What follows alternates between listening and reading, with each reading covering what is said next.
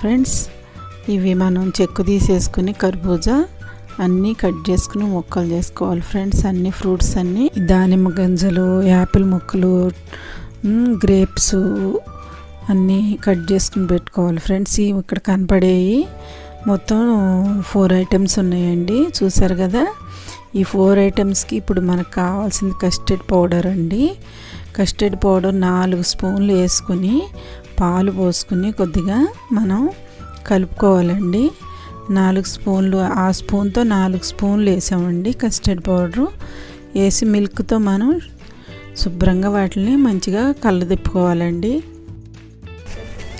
Stove మీద గిన్నె పెట్టుకున్న తర్వాత కలుపుకునండి. మనం ఏం చేయాలంటే అది 5-10 నిమిషాలు చిక్కబడేదాకా తిప్పుకొని దాన్ని దించేసేసి చల్లారిన తర్వాత ఈ ఫ్రూట్స్లో పోసేసి